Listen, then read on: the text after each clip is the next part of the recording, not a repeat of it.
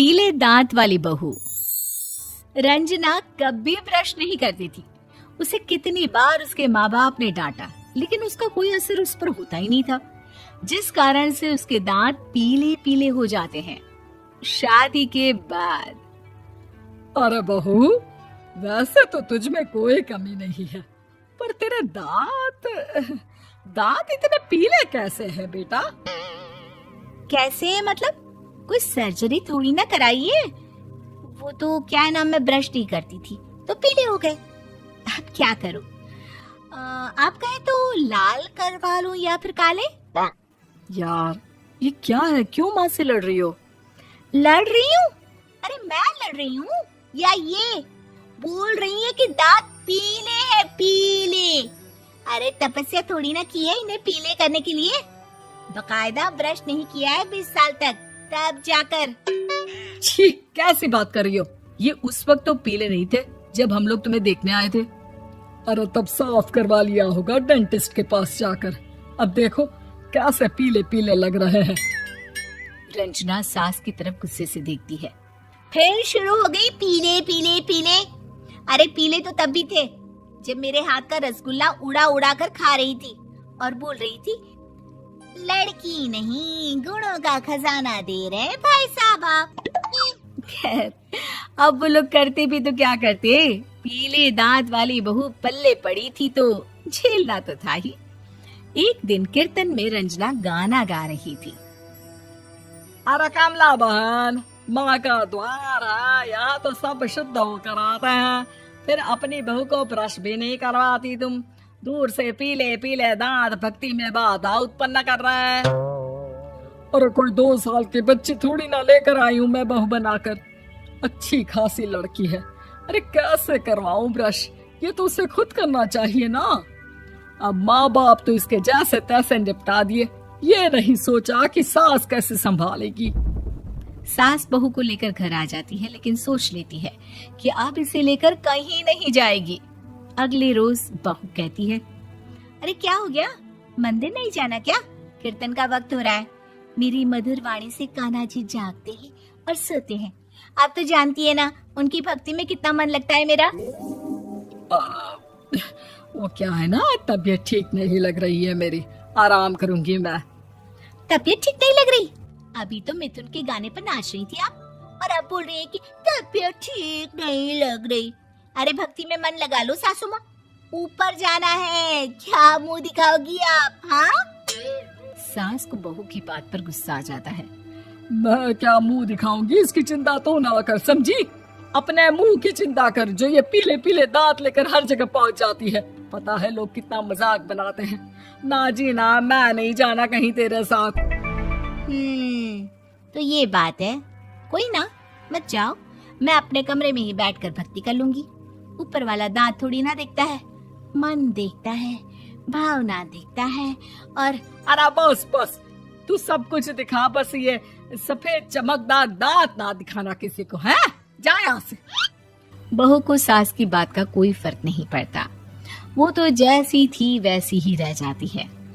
सुबह नहाकर किचन में खाना बनाना, फिर खाना खाना, कीर्तन भजन करना और सो जाना। एक दिन, माँ जी मैं सहेली के घर जा रही हूँ, शाम को लेट आऊंगी। हाँ हाँ तो जाना, मैंने कौन सा तेरी आरती करनी है घर पर बैठकर। रंजना सहेली के घर जाती है, जहाँ वो पार्टी में जाने की तैयारी कर रही होती है। अरे शिखा, कहाँ जाने की तैयारी कर रही है? मैं गलत वक्त पर आ गई क्या? अरे नहीं यार, उल्टा सही वक्त पर आ गया। मैंने ये साड़ी और ज्वेलरी निकाली है यार, शाम को इनके ऑफिस की एक पार्टी में जाना है। बताना कैसा लग रहा है ये सब? नहीं यार, इस ड्रेस के साथ तो वो वाली ज्वेलरी अच्छी लगेगी। हाँ हाँ सही बोल रही है, मैंने ध्यान ही नहीं दिया।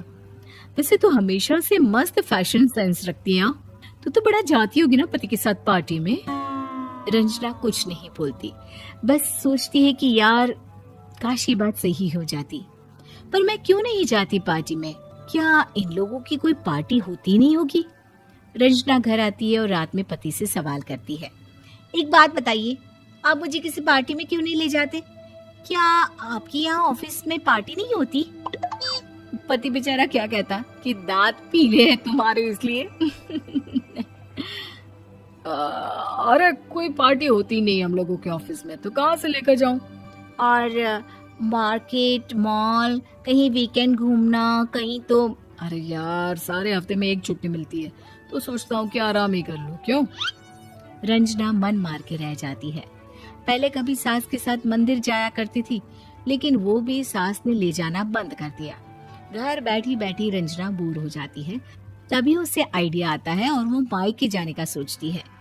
सासू माँ, 2 दिनों के लिए मम्मी के घर जा रही हूँ। अच्छा ठीक है, आराम से जा। और हाँ, माँ से कुछ अच्छी आदत सीख कर आना कि कैसे शरीर के हर भाग की तरह दांतों की सफाई भी जरूरी होती है, समझी? शुरू हो गई ना आप। वो लोग आपकी तरह नहीं है कि छोटी छोटी बात का बतंगड़ बना दे। उन लोगों के लिए मैं मायने रखती हूँ, ना कि मेरे पीले पीले दांत। रंजना माँ को बिना बताए उन लोगों को सरप्राइज देती है, लेकिन जैसे ही वो दरवाजे पर पहुंचती है, अंदर देखती है कि घर वाले कहीं जा रहे होते हैं। अब माँ, काश रंजना दीदी के दांतों वाली प्रॉब्लम नहीं होती, तो वो भी हम लोगों के साथ चलती ना बुआ जी की बेटी की शादी में। हाँ बेटा, लेकिन अब उसे कौन समझाए कि उसको उसके पीले दांत नहीं दिखते, लेकिन उसके आसपास के लोगों को कितना एम्बैरेसिंग फील कराते हैं। मुझे तो कितनी बार उसके स्कूल की टीचर ने शिकायत की कि उसके साथ कोई लड़की बैठना भी नहीं चाहती, और ना ही कॉलेज में कोई उससे बात करना चाहता था।